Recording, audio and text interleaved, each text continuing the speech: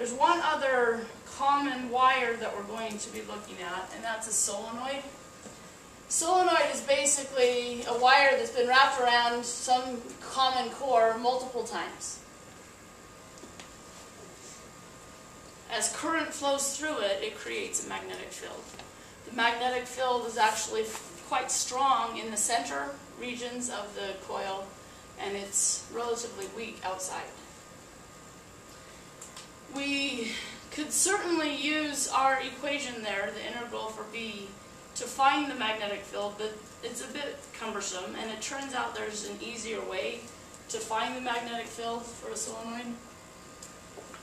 We use what's called Ampere's law. Ampere's law tells us if we integrate the magnetic field along some path,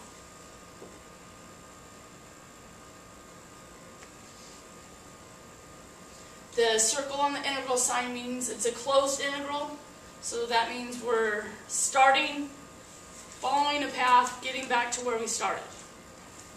So it's a closed loop. We end where we started. Ampere's law tells us if we integrate the magnetic field over that some distance, it has to equal, well, our constant mu naught times I, the current that is within the boundaries of the path.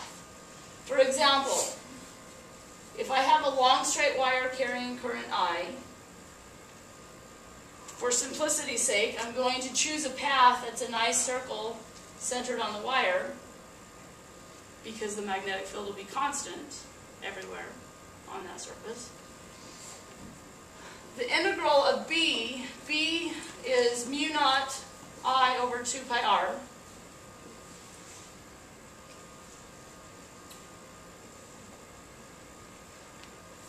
dl is the little lengths we're going through as we move our way around this path. By choosing the path such that the magnetic field has the same value everywhere along the path, the mu naught, the I, and the 2 pi r come out of the integral sign. Integral of dl will be simply the length of the path. Since this is a circle, ending up where we started, the length of the path will be 2 pi r. The 2 pi r's cancel, and we get that mu naught times I. So I is the I within the path that you've drawn. So Ampere's law, it's not flux, but it's similar to how we used flux with electricity to find electric field. Ampere's law is a nice way to find magnetic field in some situations. So in the case of the solenoid, I want you to imagine I could cut the solenoid in half. I'm going to blow it up. So I see all of the wires, these big old wires are carrying current.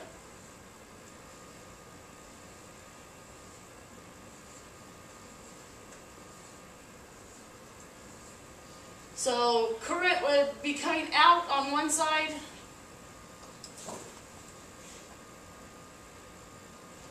and going in on the other. Each wire is creating a magnetic field. Each of these little wires, if you put your thumb in the direction of the current, your fingers show you which way around the wire. So each of these wires is creating a magnetic field that is circling counterclockwise for these guys. They will circle clockwise for these guys. If you look at all the individual circles, it turns out all the x components cancel out. So we end up with a net upward magnetic field to the right of these wires due to them. We end up with a net upwards magnetic field to the left of these wires because of these. So the net magnetic field in here is upwards. The x components cancel each other out. The y components are all in the same direction, so they add up. Outside of the wires, this wire will be producing a net magnetic field downwards, but these wires will be producing a net magnetic field upwards. And likewise, they're in opposite directions out here. So on the outside, as long as this solenoid isn't too huge, as long as it's small, which most solenoids are pretty small to fit in electronic circuits, the magnetic field outside is very, very close to zero. It's close enough to zero to call it zero.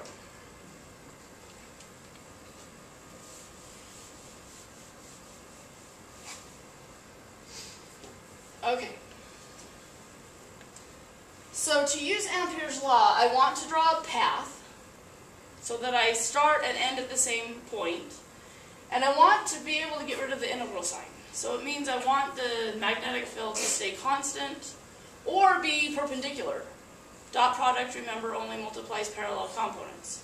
So if the magnetic field is perpendicular to my path, then that length of the path will cancel out. So the path I need to draw needs to have some sort of straight side in here. In order to make Ampere's law useful, I need to make sure my path has some current that it borders. So I'm going to take my path and come out here with it, come back down, and go back in. So I'm going to call the length of these sides L. It looks pretty much like a square, so I'll call all sides L. Turns out, inside the solenoid, because these are all in the same direction, when you vectorially add all the magnetic fields together, the magnetic field inside here is constant. And, I mean, that's assuming it doesn't get too big. But for a small, relatively small solenoid, the magnetic field will stay constant. So if the magnetic field is constant, as I move along this length, then the integral sign isn't necessary, because I can pull the magnetic field out. Integral of dl will be L. So for this leg, I'm going to start right here and go up. For the first leg, I get whatever the magnetic field happens to be times L. That's what I'm doing. I'm summing up the B's times the dL's. For this second leg, so this top horizontal one, the magnetic field is not the same everywhere. It's bigger on this side of the length and smaller on this side. But the magnetic field is perpendicular to that length. Dot product only multiplies parallel components. If you dot two vectors that are perpendicular to each other, what do you get? Zero. So we get 0 for that second length. For this leg, for this side, as we said, the magnetic field is pretty much 0 out here, so we get 0 times L, so we get another 0. The bottom leg, we get 0 for the same reason we got 0 on the top. So basically, our summation of B times dl is simply BL. And that has to equal mu naught times the current enclosed. Well, I've drawn it such that there are 3 wires enclosed, so 3I. So the magnetic field for that segment would be simply mu naught 3I over L. Really what I want to know is the magnetic field for the whole entire solenoid. To do that, all I need to do is to make this little path longer so that I enclose all of the wires.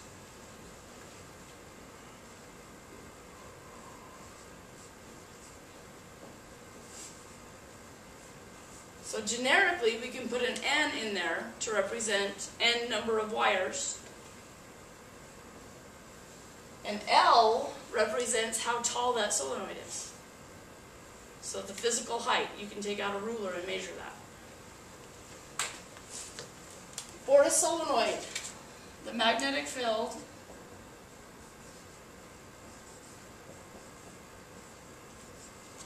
depends upon the number of turns of wire you have. It depends upon how much current is flowing through it. And it depends upon how tall it is. So solenoids are very commonly used in electronic circuits.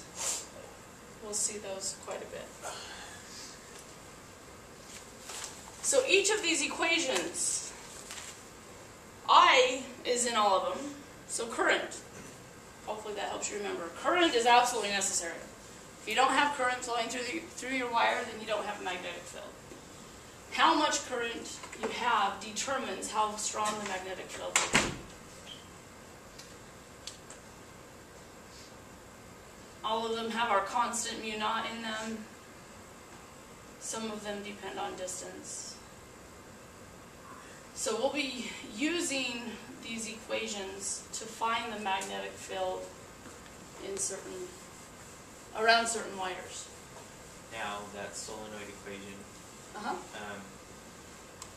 that doesn't have anything to do with R. How would that, is that for a adequately small R kind of thing, or is it once you get too big, it doesn't quite, it starts breaking down? It'll start breaking down if you get too big, but it's got to be pretty big for it to start breaking down. I don't know an actual number to tell you, but it has to be relatively large, because if you think about it, if I have a wire here, and the current's flowing in a circle, every piece of the wire is contributing to the magnetic field at every point. The point closer to this side will be stronger from this, but weaker from the other side. And as you get further and further away, it gets weaker from this side and stronger from this side. So when you add it all together, it actually evens out. As one side gets weaker, as we get further from one side and closer to the other, the net result balances each other out. So we end up with a net uniform field throughout the whole thing.